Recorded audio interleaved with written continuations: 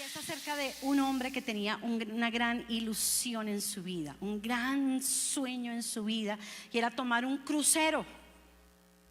Pero pues era muy costoso, entonces él tuvo que ahorrar mucho, trabajar duro, programarse con anterioridad, pero logró reunir lo de su tiquete de crucero y estaba tan emocionado. Y se subió al crucero y él no podía creerlo el día que se llegó el día, el momento, y él estaba tan emocionado. Y empezó a ver el lujo tan tremendo de ese crucero, a ver la cantidad de comidas, la cantidad de diversiones, la cantidad de cosas que proponía el crucero. Pero él dijo: no, yo la verdad, a mí no me alcanzó el dinero para tanto. Yo sencillamente compré, él se había comprado unas galletitas de soda con un quesito, como quesito crema, y se metió a su camarote y prácticamente no volvió a salir del camarote. Cuando se terminó el crucero, entonces el capitán le dio el saludo de despedida a cada uno, y cuando lo vio él dijo: pero hombre, ¿y usted dónde estaba? ¿Cómo es posible que yo no lo vi en ninguna de las actividades? No lo vi en la cena que yo ofrecí especial para todos ustedes, usted no estaba. Y tampoco lo vi en los shows, en los espectáculos, usted no estaba. ¿Por qué usted no estaba? Entonces dijo: no, y le contó ahí en breve, pero le contó que él había ahorrado y trabajado y que había sido muy difícil por el costo tan alto de ese crucero, pero que no le había alcanzado sino solamente para montarse, y que él entonces había llevado unas galletitas y un quesito crema y se lo había comido en su camarote, pero que había sido una experiencia maravillosa. Cuando el capitán lo oyó decir eso, él dijo: no, por Dios, ¿usted no leyó el resto de la letra de su contrato, de lo que usted compró? Dijo: no. Dijo: era todo incluido. Usted tenía derecho a todos los manjares. Usted podía comer todo el día si usted quería. Usted podía ir a todos los shows. Usted estaba invitado a mi cena. Usted podía ir no solamente al buffet, usted podía ir a hacer pedidos a la carta. Era todo incluido. Usted no se bajó en los puertos. No, era todo incluido. Este hombre casi se muere. Pero a mucha gente le pasa así con el Señor. El día que conoce a Cristo, dice: oh, el Señor me salvó, gloria a Dios. Ahora sí, el día que me muera me voy a ir para el cielo, gloria a Dios. ¿Y es lo más importante de todo? Sí, es lo más importante de todo, pero no es todo lo que incluye. Tenemos que leer en ese contrato que Dios hace con nosotros y que lo firma con su sangre, qué es lo que incluye ese regalo impresionante que es la salvación. ¿Dónde vamos a leer esa letra menuda? En la Biblia. En la Biblia está todo lo que incluye. Claro que incluye la salvación de tu alma. Claro que sí, el día que mueras te vas a una eternidad con Dios al cielo, a un lugar, a una morada celestial impresionante, maravillosa, mejor que el mejor crucero del mundo. Pero no es todo lo que incluye. ¿Cómo hacemos para saber todo lo que incluye, para no perdérnoslo? Porque está todo incluido. ¿Cuántos quieren de eso? ¿Cuántas quieren el todo incluido? Poder disfrutar de todo lo que Él tiene. ¿Qué tenemos que hacer, mis amadas? ¿Qué tenemos que hacer para cobrar completamente con ese etiquete que incluye todo? Tenemos que conocer la palabra de Dios. Tenemos que conocer las promesas de Dios que están ahí para mí. El Señor dice: si te salvo, ¿sabes qué dice Dios Padre? Que si papá Dios ya nos dio a Jesús, ¿cómo no nos dará también con Él todas las demás cosas? Será muy difícil darnos para el Señor la sanidad si ya se derramó la sangre de Cristo. Será muy difícil restaurar nuestro matrimonio. Será muy difícil restaurar nuestra vida. Será muy difícil liberarnos de un vicio si ya pagó, está pago, está incluido. Tu Tu sanidad está incluida. Tu familia está incluida. ¿Por qué? Porque hay una promesa que lo dice: cree en el Señor Jesucristo y serás salvo tú y tu casa. Así que no nos podemos conformar con decir: ay, yo ya soy salvo, que pesar, toda mi familia se va para el infierno, pobrecitos. ¿Sí? Claro que no. Claro que no. Hay una palabra, hay una promesa de parte de Dios que incluye la salvación de mi familia. Está abierta la puerta para que mi familia tenga exactamente lo mismo que Dios me dio a mí. ¡Qué bendición! Yo quisiera saber cuántas ya tienen parte de su familia con el Señor. Levanten su mano. ¡Wow! Entonces Dios sí cumple. En nuestro caso, en nuestra familia, arrancó solo mi mami. Solo mi mamita. Pero el Señor le hizo esa promesa a mi mami y le dijo: Gladys, si tú crees en mí, yo te voy a salvar a toda tu familia. Entonces ella empezó a asistir al grupo de oración que la invitó mi tía Raquelita, y ella empezó a aferrarse a las promesas y empezó a compartirnos a nosotros sus hijos, primeramente a nosotros sus hijos, la palabra de Dios. La verdad, a mí me parecía muy chistosa mi mami, porque era muy chistosita. ¿De cuándo acá una santandereana de raca mandaca, como todos sabemos que son los santandereanos? Hermosos. Gloria a Dios. Y ahora es que gloria a Dios, aleluya. Dios te bendiga, mi hijita. Dios te bendiga, mi hijita. O sea, ¿eso qué era? Empezó a cambiar ella, empezó a cambiar su lenguaje. Y nosotros empezamos a ver que era algo diferente y espectacular completamente. Y empezamos a pegarnos y empezamos a orar todos los días. Nosotros no teníamos, como les hemos sugerido en la iglesia y les hemos propuesto, hagan una barca semanal. Nosotros teníamos una barca diaria. Todos los días de nuestra vida a las 7:00 de la noche, en donde sea que estuviéramos todos, llegábamos a donde estaba mi mami y orábamos.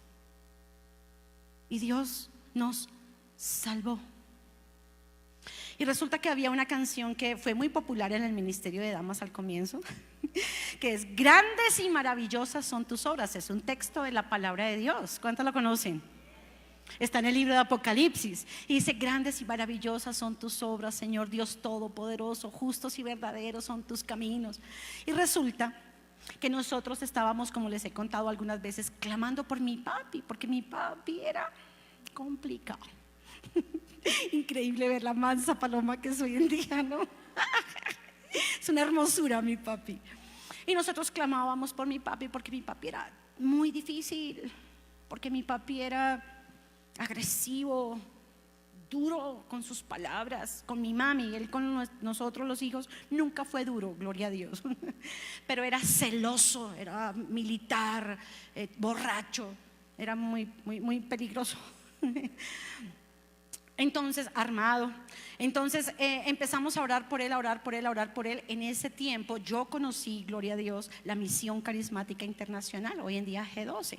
Alguien me invitó a una velada de oración, y aunque yo estaba mucho trabajo en la universidad, tenía mucho trabajo, pero yo le dije a mi mami: por favor déjame ir, yo quiero ir a ese lugar, no sé qué será eso. Y fui, gracias a Dios me dieron permiso y yo fui a la Misión Carismática.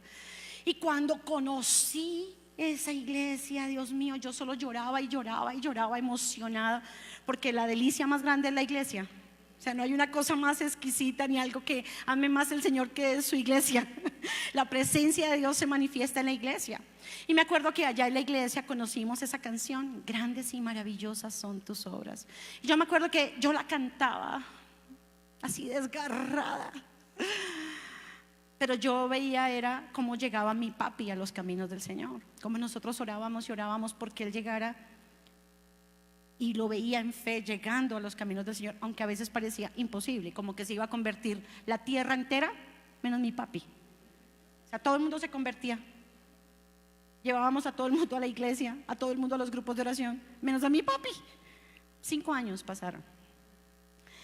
Cuando se convirtió mi papi y cantábamos con mi hermana Rosy esa canción, decíamos: Dios mío, tú sí eres grande, tus obras son grandes y maravillosas.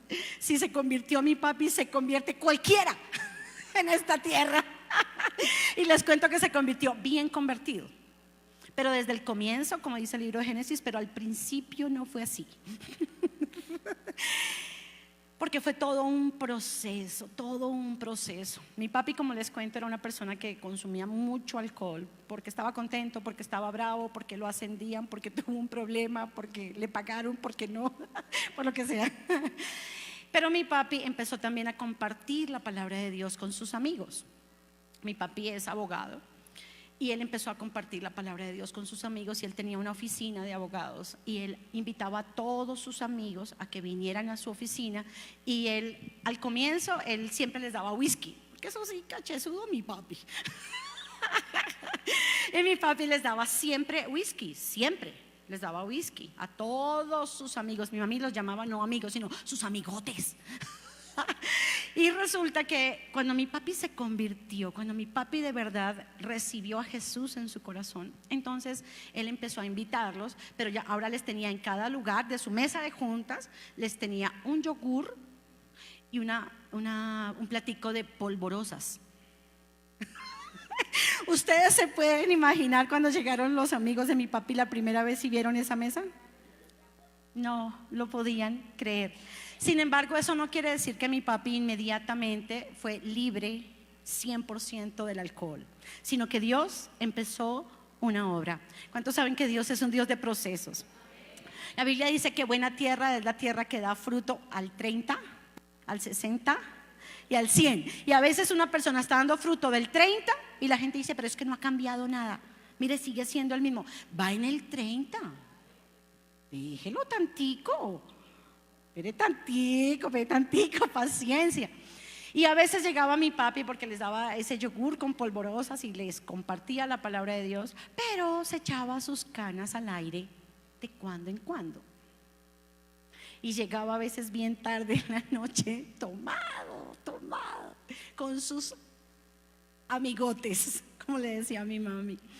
Y resulta que despertaba a mi mami, pero él, obviamente, un borracho jamás habla pasito, ¿no? Eso es la algarabía. Entonces despertaba a mi mami y obvio a todos nosotros. Y despertaba a mi mami y le decía: negra, le traje unos amigos para que les predique, negra. Y la verdad es que mi mamita hermosa se levantaba, se ponía su bata y bajaba y les compartía a ese poco de borrachos la palabra de Dios. Quiero decirles, y estamos delante de Dios, todos los amigos de mi papi se convirtieron al Señor, todos para la gloria de Dios. Algunos ya fallecieron y están en la presencia del Señor porque perseveraron en los caminos del Señor. ¿Vale la pena o no vale la pena? Entonces, ¿quieres el paquete completo o quieres un pedazo? El paquete completo. Esa promesa que el Señor le dio a mi mami te la da a ti. No te tienes que conformar y decir: ay, yo sola, ay, yo voy a ir allá, pero y saber que jamás voy a traer a los míos. Van a decir que estoy loca. No importa lo que digan. Es que hay una todopoderosa palabra de Dios sobre tu vida que te dice a ti que si tú crees en Jesucristo, Dios te promete que va a salvar a toda tu casa. Hay algo especial que ocurre con la palabra de Dios, y es que la palabra de Dios, quiero decir esto y que nadie me lo vaya a malinterpretar, por favor, pero Dios mismo se limita a Él por su propia palabra. Yo creo que habrá más de alguna cosa que Dios ya no quisiera cumplir, pero ya qué, ya la dijo. Por ejemplo, dice la Biblia que el Señor prometió nunca más destruir la tierra con un diluvio, y que para eso Él pone su arco, el arco iris, que es de Dios. El arco iris es de Dios. Qué tristeza que lo hayan cogido como otro símbolo. Pero el arco iris es de Dios y hace parte de una señal y un pacto de Dios con los hombres. Y lo que dice el Señor es que Él, cada vez que vea su arco, Él se acordará que Él prometió, o sea, se limitó a Él mismo en que no volvería a destruir la tierra con un diluvio. Y ustedes ven que a veces sale harto el arco iris, que uno dice, hey, yo creo que el Señor está diciendo, uy, con tantas cosas terribles que pasan, con tantas cosas tan espantosas que pasan en la tierra, yo creo que el Señor quisiera otra vez como enviar un diluvio. Pero pone su arco y dice, yo dije que yo no volvería a destruir la tierra con un diluvio. Así que la palabra de Dios limita a Dios, porque Dios es fiel a su palabra. Así que Dios, todo lo que Dios ha dicho que hará, Dios lo hará. Amén. ¿Cuántas dicen gloria a Dios? Amén. Vamos ahora sí a Mateo 8 y vamos a leer del 5 al 13. Dice, vamos a leer juntas, chicas. Entrando Jesús en Capernaum, vino a él un centurión rogándole y diciendo, Señor, mi criado está postrado en casa, paralítico, gravemente atormentado. Y Jesús le dijo, yo iré y le sanaré. ¿Cuál fue la palabra de Dios? Yo iré y le sanaré. ¿Cuál fue la palabra? Dijo, yo iré y oraré. Yo iré y lo visitaré. Yo iré y le llevaré fruticas al enfermo. ¿Qué dijo? Yo iré y le sanaré. Uy, ya lo dijo. Ya lo dijo. Ya quedó con respeto, con temor de Dios, digo esto. Ya quedó amarrado Dios a esa palabra. Ya no tiene escapatoria. Ya Dios no, ya no hay escondederos que oculten a Dios de cumplir con esta palabra que Él se comprometió. Wow, ¿no les parece fantástico? Yo iré y les sanaré. Respondió el centurión y dijo, Señor, no soy digno de que entres bajo mi techo. Solamente, todas chicas, solamente di la palabra y mi criado sanará. Uy, porque también yo soy hombre bajo autoridad y tengo bajo mis órdenes soldados. Y digo a este, ve y va, y al otro, ven y viene, y a mi siervo, haz esto y lo hace. Leamos fuerte esta palabra. Al oírlo Jesús se maravilló y dijo a los que le seguían, de cierto os digo que ni aún en Israel he hallado tanta fe. Y os digo que vendrán muchos del oriente y del occidente y se sentarán con Abraham e Isaac y Jacob en el reino de los cielos. Mas los hijos del reino serán echados a las tinieblas de afuera. Allí será el lloro y el crujir de dientes. Entonces Jesús dijo al centurión, ¿qué le dijo? Ve. ¿Y cómo qué? ¿Cómo qué? Como creíste, te sea hecho. Y su criado fue sanado en aquella misma hora. Amén. Dice la Biblia que ¿a dónde llegó Jesús? Dice, entrando Jesús, ¿en dónde? En Capernaum. Bueno, hay algo particular de Capernaum que a mí siempre me ha llamado mucho la atención. Y es que se le llama a Capernaum la ciudad de Jesús, siendo que Jesús nació en Belén, siendo que murió en Jerusalén. Sin embargo, ni a Belén ni a Jerusalén, la santa ciudad, se le llama la ciudad de Jesús, sino a Capernaum. ¿Por qué Capernaum? Porque fue el lugar en donde Él desarrolló su ministerio, donde la mayor cantidad de gente aceptó a Jesucristo y pudo poner en práctica la palabra de Dios. Por ejemplo, Él fue a Nazaret pero dice la Biblia, pero en Nazaret, siendo que a Jesús se le llamaba Jesús el Nazareno, no porque nació allá, sino porque fue criado ahí. Pero en Nazaret, dice la Biblia, no pudo hacer muchos milagros, porque la gente de Nazaret no creía en él. Tremendo, ¿no? Así que Capernaum es conocida como la ciudad de Jesús. Y dice la Biblia que a ese lugar vino a él un centurión. Bueno, un centurión era una persona muy, muy, muy importante. Quiero que nos imaginemos que Jesús era alguien supremamente popular. Cada vez que Jesús hablaba, dice la Biblia que lo seguían las multitudes. ¿Se acuerdan que, por ejemplo, cuando estaba hablando en su propia casa, como no era un lugar tan grande, entonces traían un paralítico y era tanta gente, entonces, ¿qué decidieron? Desbaratarle la casa a Jesús.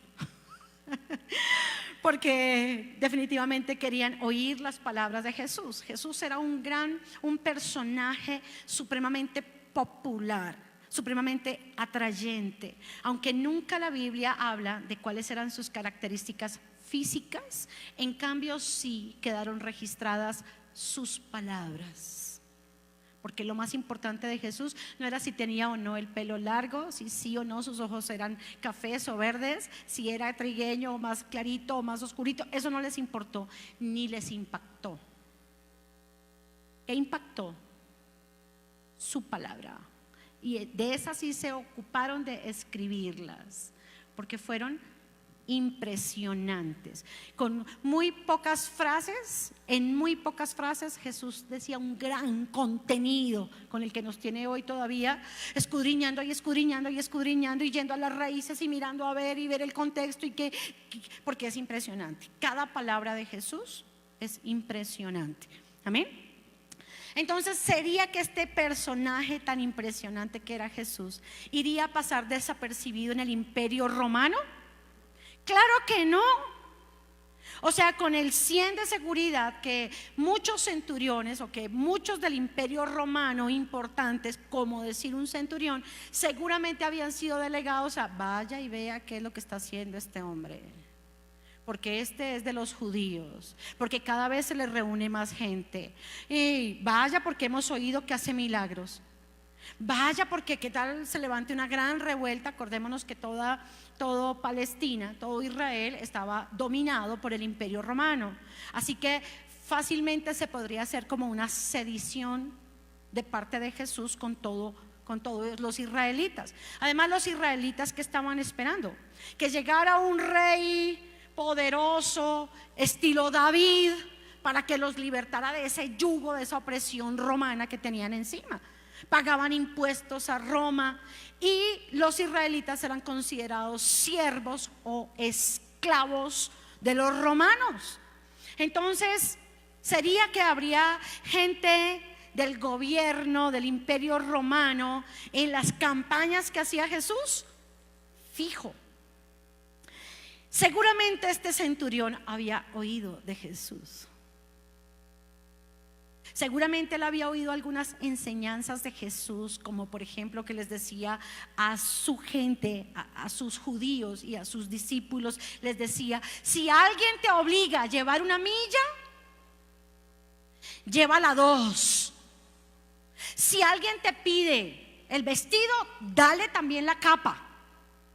Seguramente habría escuchado que le habrían dicho: si alguien te pega en una mejilla, ofrécele. Ahí la clave está en el ofrecimiento. Ofrécele. Hey, te faltó pegarme acá. Ofrécele la otra. Y seguramente al comienzo sus discípulos habrán dicho: hey, nos iba mejor con el César que con Jesús. Porque había una norma que decía en Israel, pues en el Imperio Romano, que todos los esclavos de todas las otras naciones debían llevar la carga de los romanos, o si un romano le pedía a un judío que llevara la carga de otro, debía cargarla 1 milla. Pero Jesús les dice que si alguien te pide que lleves 1 milla, que la lleves 2. Entonces ellos dirían: me iba mejor con César, que por lo menos solamente tenía que cargar 1 milla. Ahora a Jesús se le ocurre la gran idea de que yo llevé 2. Sin embargo, ¿cuántas enseñanzas habrá escuchado el centurión de Jesús? ¿Y él habrá sacado sus propias conclusiones o no?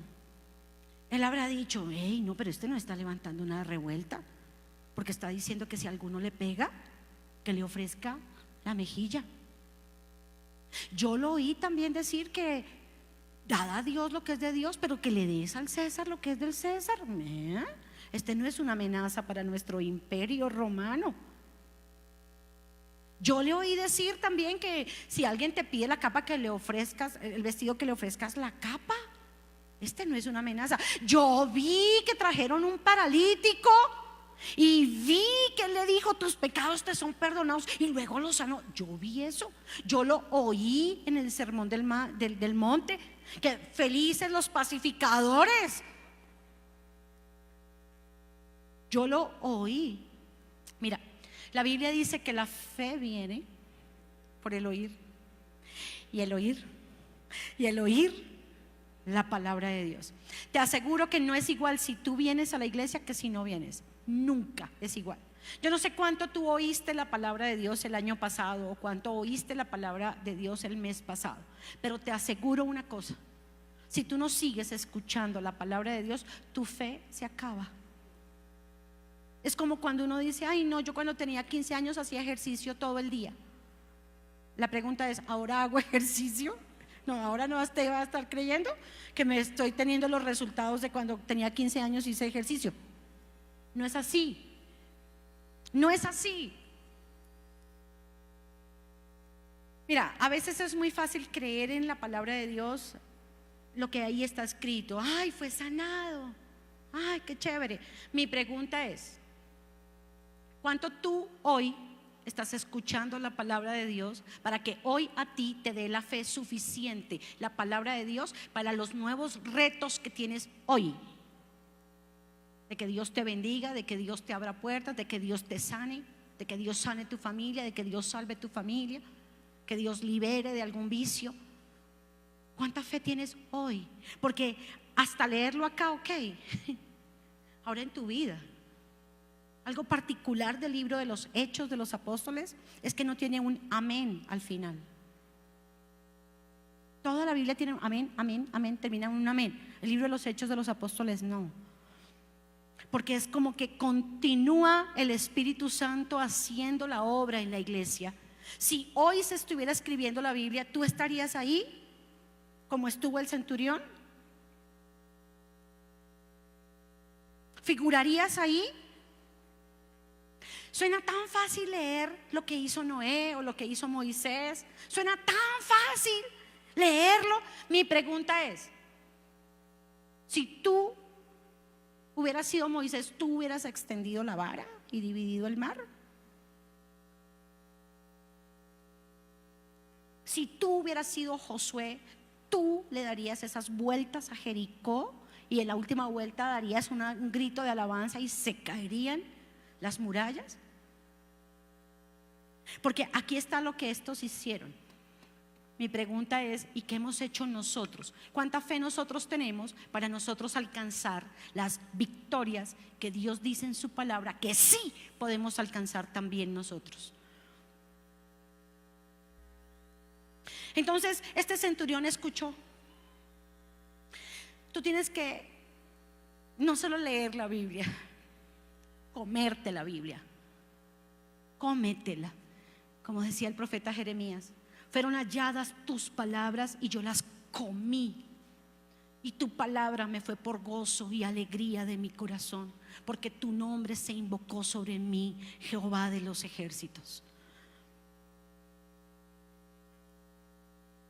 Muchos también solo leen la Biblia como leerse el periódico y quedan informados intelectualmente de lo que sucedió, pero muchos no escuchan la voz de Dios cuando leen la Biblia, sino solamente se leen un buen libro interesante. Y te quiero decir que la Biblia dice que a muchos no les sirvió la palabra de Dios porque la oyeron sin ir con fe a la palabra de Dios. Porque a muchos les funciona la palabra y a otros no. ¿Tú crees que la falla está en la palabra? Nunca.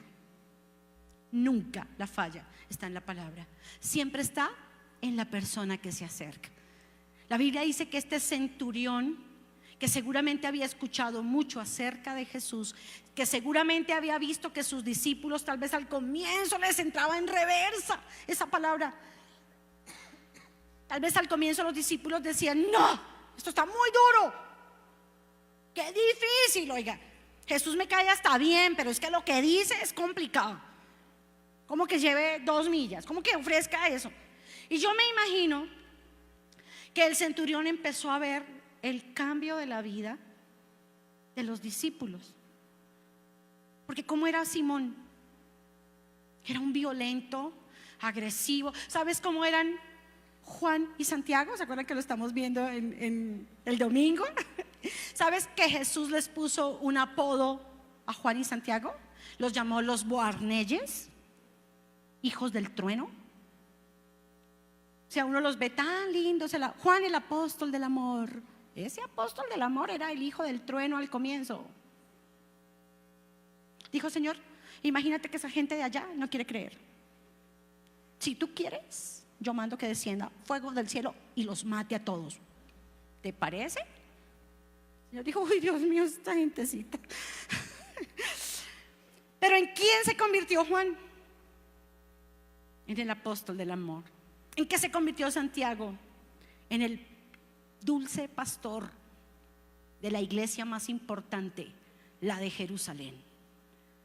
Entonces yo creo que el centurión había visto: esas palabras que Jesús les habla cambian vidas. ¿Te ha cambiado la vida? ¿Eres diferente a la que empezó a sentarse aquí hace el tiempo que sea? ¿Eres otra persona? ¿Crees diferente? ¿Hablas diferente? Tienes que ser diferente. Se te tiene que notar el cambio. Si Jesús está en tu vida, se te tiene que notar.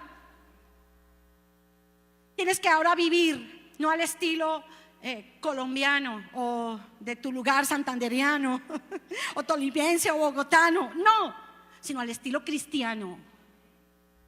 Al estilo cristiano, tus palabras, tu manera de ser, todo en tu vida se tiene que notar que eres una mujer de Dios, que le cree a Dios y que sus palabras, puede ser que estás dando fruto del 30, pero ve en aumento. Sigue, avanza, avanza, hasta que ese fruto crezca. Vino a él un centurión. Con todo, sería fácil para alguien tan importante como un centurión. Un centurión tenía a cargo 100 soldados. Era una persona importante. Sería fácil para un hombre importante del imperio romano ir a uno que a los ojos de Roma era un esclavo, como decir Jesús, pero que hablaba bien. ¿Sería fácil? No. No era nada fácil. Porque aunque Jesús hablaba muy bien y aunque Jesús era muy popular, seguía siendo un israelita, un judío llamado esclavo y llamado siervo por el imperio romano. Así que ir a Jesús era todo un reto. Requería mucho del centurión para venir a Jesús. Negarse mucho de él. Bajarse de ese curubito, de ese trono en que seguramente lo tenían sus 100 soldados. Humillarse, bajarse para venir donde estaba Jesús. Yo creo que él diría: si ha funcionado con todos los demás, también puede funcionar conmigo. Y yo creo que cuando uno escucha un testimonio, uno siente eso. Si Jesús la sanó a ella, si Jesús le salvó la familia a ella, también me puede salvar la mía. ¿O no? Los testimonios nos retan. No solamente nos emocionan y queremos aplaudir, sino me retan. Si Dios pudo, si Jesús pudo con Hernando Reyes Santos, también puede con póngale el nombre. Cada uno tiene un nombrecito que poner ahí. ¿Dicen amén, chicas? Así que venció el que dirán, venció todo. Además, él era un romano. Esto es supremamente importante, porque los romanos eran politeístas, o sea, su fe era en los dioses del Olimpo, ¿sí? Su fe era pagana, él era un pagano. Seguramente en su casa tenía una cantidad de altares y seguramente él se iba el domingo con toda seguridad a los cultos de sus dioses, al dios Apolo, a la diosa Venus, con el 100 de seguridad, a Hércules, a todos sus dioses. Entonces no era nada fácil para él. ¿Él qué estaba haciendo? ¿Él estaba cambiando en su vida o no? Sí había también obrado de alguna manera la palabra de Jesús ya en su vida. Sí. Mira, hay gente que dice, ay no, pero es que él ha venido y él viene y viene, pero nada. Mira, tráelo, que venga. Hay gente que dice, no, ¿y por qué no trajiste a tu hijo? Ay, porque es que él no quiere venir. Tráelo. Invítalo con muchísima persuasión. Ofrécele esta vida y la otra, pero tráelo. Porque es que la palabra es muy poderosa. Y esa palabra que tal vez el centurión estaba, tal vez todo el mundo, ay, conmovido, ay, en el sermón del monte, tal vez la gente llorando. Imagínate si uno llora oyendo predicar a otra persona, si uno llora leyendo la Biblia, ¿cómo sería? Oír hablar a Jesús. Por Dios santo.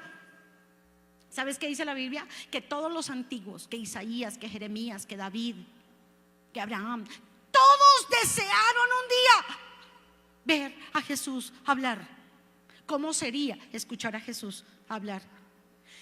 Y yo creo que todos estarían ahí súper quebrantados, los sanados, los liberados, bendecidos con el alimento, con la multiplicación, con ver que la tormenta se calma, con todo eso. Y el centurión con su pose de bravo, con su uniforme y seguramente con su batallón, y seguramente entraba y salía el hombre duro, iba la gran cosota, pero la palabra le estaba dando y le estaba dando, porque la palabra es un martillo que hasta el más duro del mundo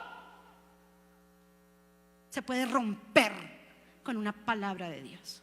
Así que tú sigue invitando, tú sigue trayendo, tú sigue haciendo la tarea, porque este centurión que se veía tan duro y que no se había encontrado cara a cara con Jesús, ya era otro hombre en este momento. Y dice la Biblia que él entonces vino a Jesús. ¿Qué sentiría Jesús? Yo creo que Jesús lo veía por allá duro parado y diría, también caerás. Eso decía el Señor de mi papi. Y mírenlo. Es que los que conocen a mi papi de cerca saben que mi papi es un encanto. Es que mi papi es un terrón de azúcar. Pero no era así, pero no era así, pero no era así, pero no era así. Fue transformado completamente por el Señor. Amén. Que gracias a Dios tenía una mujer y unos hijos que oraban por él. Entonces él vino con una tremenda actitud delante del Señor, porque a pesar de que él humanamente tenía toda la autoridad sobre Jesús, ¿qué hizo? Rogándole. Nunca te acerques a Jesús con altanería, como, bueno, a ver Dios, y entonces que ya me tiene aquí, entonces ¿qué? Yo creo que el Señor dirá, ay, llegue tanto. No te acerques con altanería delante de Dios. No te acerques exigiéndole a Dios. Nosotros no somos nadie para exigirle a Dios. Nosotros con todo el amor y la reverencia y el respeto podemos decirle su propia palabra. Y Él se va a mover por esa palabra que nos ha dado. Amén. Entonces Él vino, ¿cómo? Rogándole. Mira, hay un dicho aquí en Colombia muy popular que dice, nobleza obliga. Cuando uno la ha embarrado durísimo con alguien la ha embarrado durísimo con alguien, o solo yo la he embarrado durísimo con alguien. Pero cuando uno la ha embarrado duro con alguien y uno va y lo primero que uno saca es una flor, lo primero que uno saca son unos chocolates y uno dice, ay, perdóname. ¿Qué hace la otra persona? Ay, sí, te perdono. Pero cuando uno viene y le dice, ay, ¿me va a perdonar o qué? La Biblia dice que me perdone. Ole, usted es cristiano, perdóneme. Ay, a ver. Así no es. Amén. Entonces la actitud fue muy importante, diciendo, Señor, mi criado está postrado en casa. Vamos a ver esta condición que tenía el criado, porque es muy importante. Dice, mi criado está, ¿cómo está? Está postrado en casa. ¿Cómo más está? Paralítico, ¿y qué más? Y está gravemente atormentado. Entonces fijémonos que, por eso les digo, a veces leer la Biblia es tan rápido, pero tenemos que verla. Tenemos que verla, ¿sí? Cierren todos sus ojos un momento, por favor, hagamos este ejercicio. Cierren todos sus ojos un momento. Y vamos a trasladarnos a Cartagena. Uy. Por favor, miren la arena. Miren el agua deliciosa de ese mar exquisito. Miren las palmeras. Abran, por favor, los ojos. ¿Cuántos pudieron verla? Uy, qué cerca. Oh, qué cerca estaba Cartagena. Bueno, así deberíamos hacer con la palabra de Dios. No la leas como un libro, mírala, saboréala, haz que se haga imágenes en tu mente, haz que tú te puedas meter ahí en el tumulto, haz que tú puedes estar ahí presente y ver cuando llegó ese centurión, que tú puedas escuchar esos pasos, que tú puedas ver esa ropa de ese centurión. Hazlo, porque es que las palabras producen imágenes. Pero si uno va afanado, a ver, hoy me toca el devocional, que es, ay, la Jesús en centurión, ya me la sé, chun, chun, chun, chun, chun. Pues así no funciona. Así no funciona. Amén. Entonces el paralítico estaba ¿cómo? Mal. Pero mal. O sea, él estaba mal en todo. Él era el criado, él estaba postrado, él estaba atormentado, pero además le agrega gravemente. O sea, estaba endemoniado, estaba enfermo, estaba pobre, seguro tenía destruida su familia. O sea, él estaba supremamente mal. Pero aquí hay algo muy, muy, muy importante, y es que, ¿qué está haciendo aquí el centurión? Está orando, porque ¿con quién está hablando? Con Jesús. ¿Qué es orar? Hablar con Dios, hablar con Jesús. Entonces, él está orando, pero hay algo aquí importantísimo. Él no está orando por él, está orando por otro. Él no está orando diciendo, ay, Dios mío, a mí bendíceme. Yo quiero preguntarles algo. ¿Él tendría alguna necesidad en su vida de alguna índole? Claro que sí. Claro que sí, su papá, su mamá, su esposa, sus hijos, sus finanzas, su trabajo, con seguridad que él tenía mucho para él que pedir, pero él no pidió por él. Y yo creo que este es uno de los grandes éxitos y secretos poderosos de estos 52 días de ayuno y oración. Es que ¿por quién estás clamando? Por otros, por otros. Y yo te aconsejo esto: aguántate las ganas de clamar por ti. Porque uno quiere, estoy orando, pero yo, uy, no, otra vez me metí conmigo. Estás orando por otro y luego, ay, pero yo también, Padre, mira que. Aguántate las ganas de clamar por ti. Y continúa clamando por otros.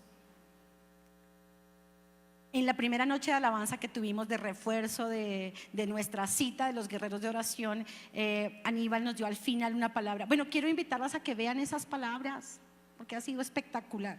Pero Aníbal, el Señor le dio una palabra a Aníbal preciosa, que es la palabra de Job, que él estaba mal, se le habían muerto sus 10 hijos. Yo creo que no hay una escena peor en toda la Biblia que la de Job, porque a una mamá y un papá con horror se le puede morir un hijo. Oiga, pero 10 hijos, francamente yo no sé si haya una escena más triste que esa. Y aparte en la ruina, y como si fuera poco, a él le dio una sarna maligna. O sea, lo peor. Pero dice la Biblia que aún él estando en esa condición, ¿oró por quién? Oró por sus amigos que estaban sanos, que eran ricos, tan ricos que luego cada uno le dio oro y plata. Pero él, que era el hombre de Dios, el siervo de Dios, viviendo una terrible prueba ¿Cuántas mujeres de Dios han vivido terribles pruebas? Bienvenidas, tranquilas. Pero eso no nos impide orar por otros. Ora por los otros, ora por los otros. Cuando recién inició mi mami el ministerio de intercesión, entonces yo le pasaba a mi mamita, todavía se los pasan, pero estoy hablando de ese momento, le pasaba a toda la gente que viene por primera vez con su petición. Y me acuerdo la respuesta que me daba mi mami, me decía: ¡ay, trabajito! ¡Gloria a Dios! Yo la miraba y yo decía: ¡wow! ¡Espectacular! ¡Trabajito!, decía mi mami. Y así es. Lleva la carga del otro y verás cómo Dios va a llevar tu carga. Ora por el otro como si con toda la pasión y el amor y las ganas de que Dios haga algo en la otra persona, para que veas lo que Dios hace por ti. Quitémonos del centro del foco nosotros y verás cómo Dios hace la obra. Y este centurión, imagínate lo que está haciendo por un criado suyo. Voy a decirlo así, pero ni siquiera era por su hermano, ni por su papá, ni por su hijo, ni por su esposa, por un criado. ¿Cuánto lo amaría? ¿Cuánto sentiría el dolor? Mira, si él ya fue capaz de ir a Jesús, era que él ya había hecho muchas cosas. O sea, te aseguro que ya lo había llevado a los mejores médicos. Te aseguro que él ya había hecho la tarea, pero no sanaba y su condición no cambiaba. Entonces él, ¿qué dijo? Uy, lo que sea. Si tengo que cambiar yo mis creencias, si tengo que bajarme de mi orgullo para que esta otra persona de una condición social y económica inferior a él reciba la bendición, lo voy a hacer. Y yo creo que el Señor dijo: oh, por Dios, este hombre me conmueve. Mira, si el Señor dice en la palabra que él nunca había hallado tanta fe, o sea, él dijo: ni en Israel he hallado tanta fe. Les recuerdo que es Abraham, el padre de la fe. Les recuerdo que ahí se incluye a Jacob. Les recuerdo que ahí se incluye al rey David. Les recuerdo que ahí se incluye la Virgen María.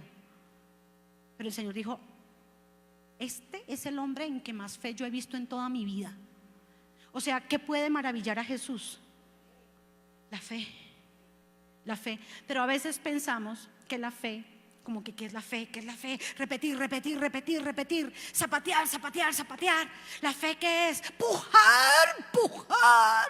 Sí, yo creo que va a ser sanado, regresa. Va a sacar hemorroides, pero no creo que le vaya a funcionar, porque eso no es fe. Eso no es fe, eso no es fe, eso no es fe. Eso no es fe. Porque la fe tiene un piso sobre el que se para, un piso más importante que sostiene a la fe, y se llama el amor. El amor, dice la Biblia, la fe obra, obra. ¿Tú quieres que te obre la fe? ¿Tú quieres que te obre la fe en que tú eres sana, en que tú eres próspera? ¿Tú quieres que te obre la fe en que Dios restaura tu vida, en que Dios te hace libre? Párate sobre el único piso sobre el que funciona la fe, que es el amor. ¿Qué es el amor? El amor de verdad. No el amor solo de palabras, porque esto es más que palabras. Yo creo que el Señor estaba diciendo: este hombre muy pagano y de todo, pero este hombre sabe amar. Este hombre sabe arrepentirse, fue capaz de dejar sus dioses en un momento. Hay gente que viene a la iglesia 10 años y no ha podido con las imágenes, y no ha podido con su cuñada, con su hermano, con su tío, con su esposo. No ha podido, no ha podido perdonar. Hay gente que viene 10 años y no ha podido diezmar. No he podido. Pero dice que tiene fe. ¿Sabes qué dice la Biblia? Muéstrame tu fe, porque es que la fe se ve. Muéstrame tu fe por tus obras. No es que pujes, eso no es fe. No es que repitas 10,000 veces algo, eso no es fe. son obras. ¿Sabes qué es fe? La Biblia dice que la fe es como una semilla de mostaza. O sea, el grano más pequeño que existe se llama la semilla de mostaza. Pero yo quiero preguntarte algo. ¿Qué pasa si tú coges esa semilla de mostaza y te la pones en la boca? Te la pasas, no sé si se te quedará o si se irá. No lo sé. Pero yo te aseguro algo. Si tú haces esto, se desaparece la semilla de mostaza. Pero si tú siembras la semilla de mostaza, ten toda la fe del mundo en que esa pepita insignificante que tú sembraste se va a volver un árbol. Primero va a ser un arbusto y luego se va a ver un árbol, y tú puedes sentarte al lado a decir: aquí hay un árbol, aquí hay un arbusto de mostaza, aquí hay un árbol de mostaza, aunque nadie vea nada. Pero tú plantaste una semilla en la tierra. Pero hay gente que dice: aquí hay un árbol de naranjas por fe, y nunca sembró nada. Está haciendo el ridículo. Está haciendo el ridículo. Pero si tú sí la sembraste, entonces aunque nadie vea nada y aunque te demores años, tú lo sabes, lo puedes decir, lo puedes sentir. Tú puedes venir y regar ese pedacito de tierra, porque tú sabes que tú ahí sembraste una semilla de mostaza, porque la fe es como un grano de mostaza. No te comas la semillita, porque va a desaparecer. Pero siémbrala y puedes tener toda la fe del mundo. ¿Por qué? Porque Jesús lo dijo. Y todo lo que Jesús dice funciona. Entonces Jesús, ¿qué le respondió? Yo iré y le sanaré. O sea, el Señor no dijo: uy, no, espérate, ¿qué es lo que tiene? Vuélvame a decir. ¿Cómo? ¿Qué es lo que tiene? Uy, no, o sea, no, eso es un caso extremo, tampoco. O dijo: uy, no, necesito refuerzos. ¿Sí? No, porque Jesús no está escaso, porque Él es todopoderoso. Él no está cansado de sanar, ni Él está agotado de sanar, ni Él dice: ay, Dios mío, otra persona con artritis, ¿y ahora qué hacemos? Ya se me acabaron las sanidades de artritis. No, así no es. Él no es así. Él es inagotable. Su poder es inagotable. Amén. Entonces Él dijo: yo iré y le sanaré. Aleluya. Dice: y respondió el centurión y dijo. ¿Qué le dijo? Lo primero que le dijo fue: Señor. Mira, esta palabra Señor es supremamente importante, porque entendemos que Él es un romano, porque entendemos la época que se estaba viviendo. Esta palabra Señor, que es Curious o Kyrios, dicen algunos, es una palabra que era de exclusividad para el César, que era considerado Dios. Ustedes saben que los césares se consideraban a ellos mismos dioses. Entonces, el hecho de que el centurión le hubiera dicho Señor, lo pudo haber llamado por su nombre solamente y decirle Jesús, pero le dijo Señor. ¿Qué está diciéndole el centurión? Renuncio a todo ese paganismo ahora que te tengo enfrente. Yo ya sé la diferencia entre todos esos dioses de mentira, de papel, entre todas esas ilusiones que son esos dioses del Olimpo, y ahora que te veo a ti. Eso es un encuentro cara a cara con Jesús, que te hace renunciar a todo lo demás por Él. Porque desde el momento en que te encuentras cara a cara con Él, ya no quieres nunca más soltarte de la mano de Jesús. Y le dijo Señor. ¿Y qué más le dijo? O sea que no estoy digno de que entres bajo mi techo. ¿Qué está diciendo? Yo soy un pecador.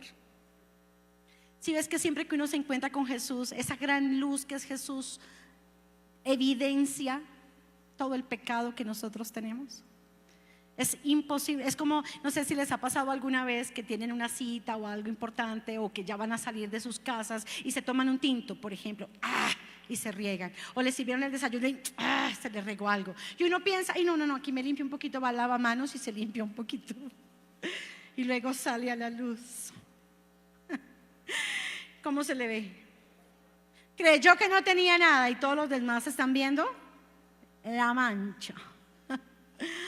Así nos pasa cuando nos acercamos a Jesús, que es la luz. Todas esas manchas, todo ese pecado, todo eso que hemos pensado, que hemos dicho, que hemos sentido, se manifiesta en su presencia. Imagínense, este hombre venía con un interés, que su criado fuera sanado, ya eso era suficiente.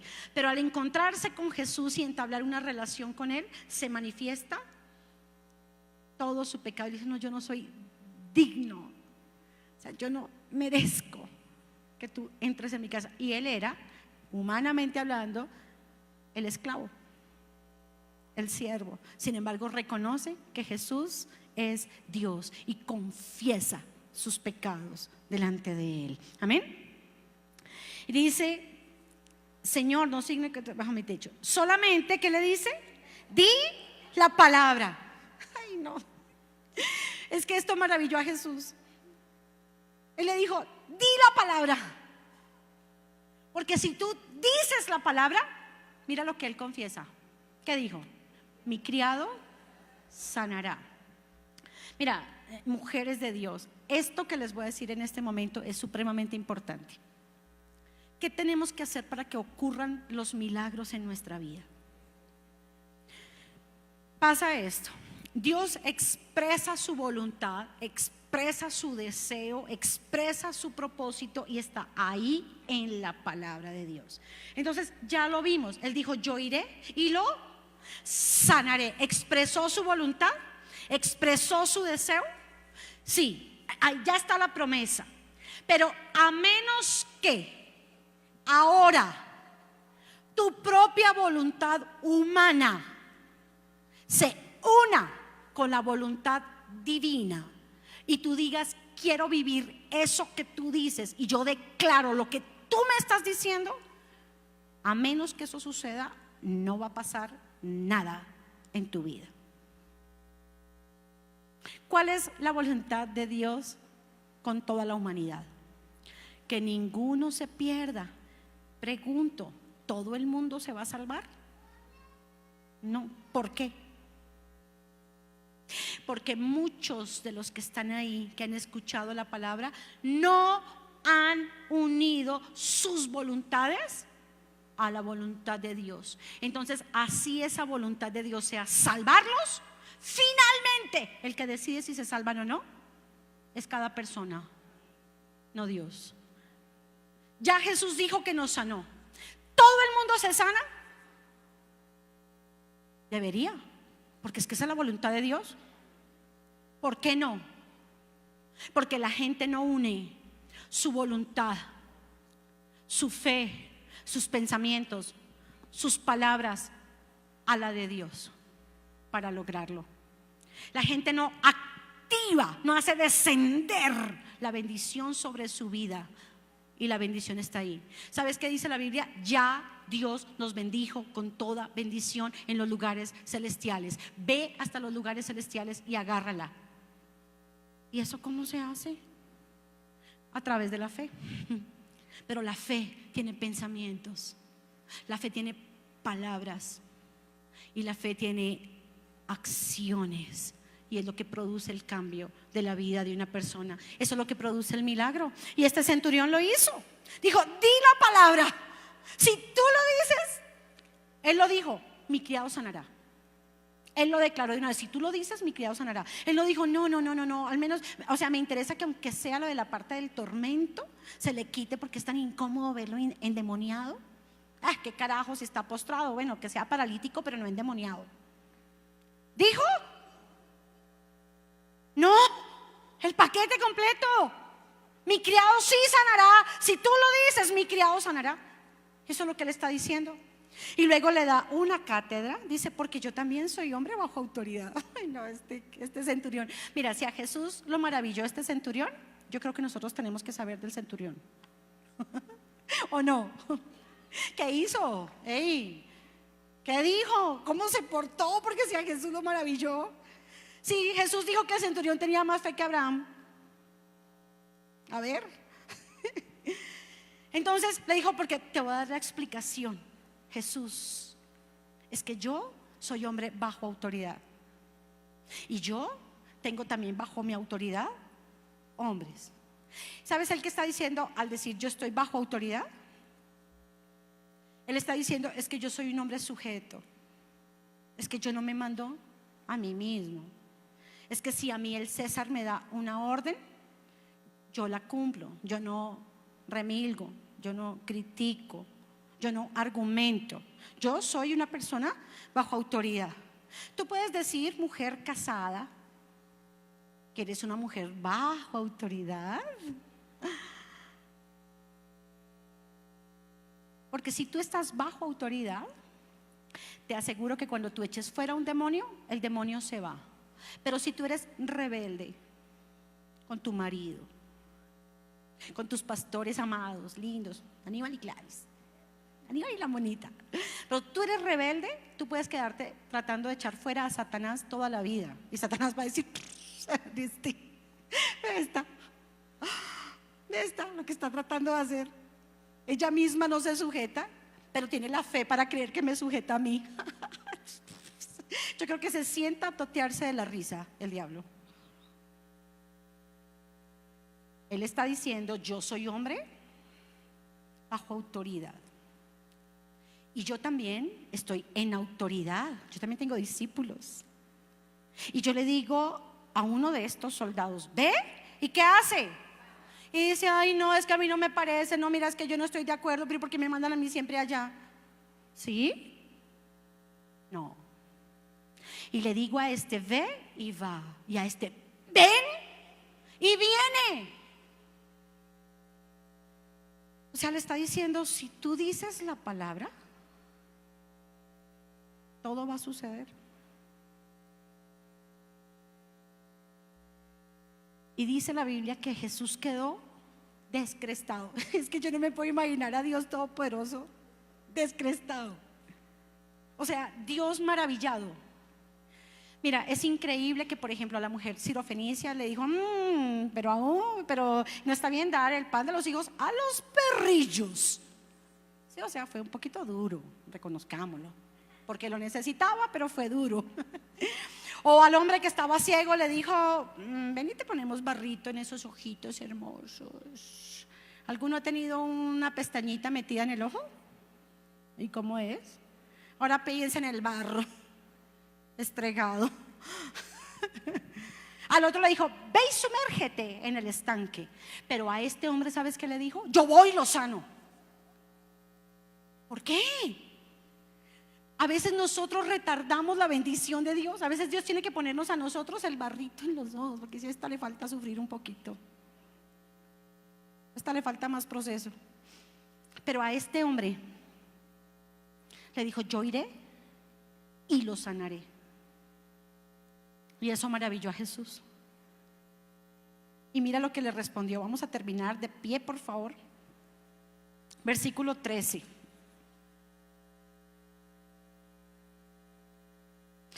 Entonces Jesús dijo al centurión, ve.